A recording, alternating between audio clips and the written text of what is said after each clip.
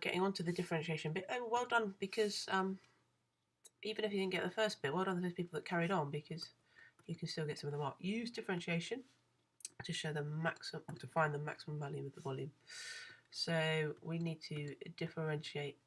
Because we're differentiating volume, it will be dv with respect to x, it will be dv by dx.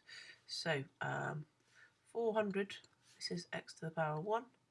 400 times 1 is just 400. X to the 1 becomes x to the 0, so it disappears. And this bit x squared, x cubed will become x squared. I've got to times this lot by 3, bring that power down. So I get that. We know when we have a maximum or minimum volume, we need this to be equal to 0, because we know those maximum or minimum points. Remember, this is a cubic, it's upside down cubic. Those maximum or minimum points, the gradient at these points is equal to 0. That's what we're trying to find. We're trying to find the volume that goes with this, but we know at that point the gradient is equal to 0, so I need to set that equal to 0. Play around with that. Because it's got an x squared in there, you're going to get two solutions, plus or minus 23.09. You can only have positive lengths in this world. Maybe if you get a bit more philosophical, you might be able to have negative, but we can only have positive lengths. Remember, this is the length of the base side. We are asked to find the volume, so we must substitute it back in to our original equation, stick it back in here. 400 times the 23.09 minus the 23.09 cubed divided by 4, and you get that 616 to 3 significant figures, or you could have been slightly more accurate if you wanted, centimetres cubed. So we found the volume by just finding this maximum or minimum point. I presume this minus x value would have related to this one, if it was possible to exist. Justify that the volume is a maximum.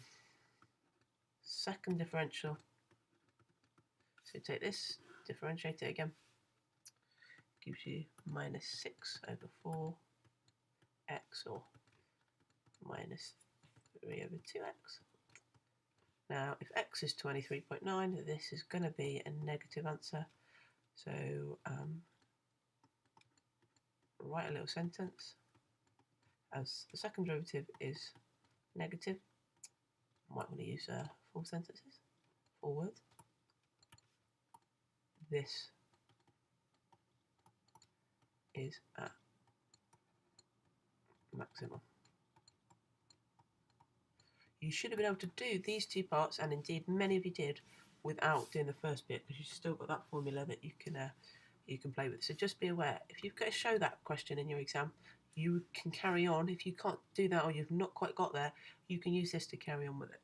Okay, so 1 mark for the differentiation, 1 mark for setting something that you differentiated equal to 0.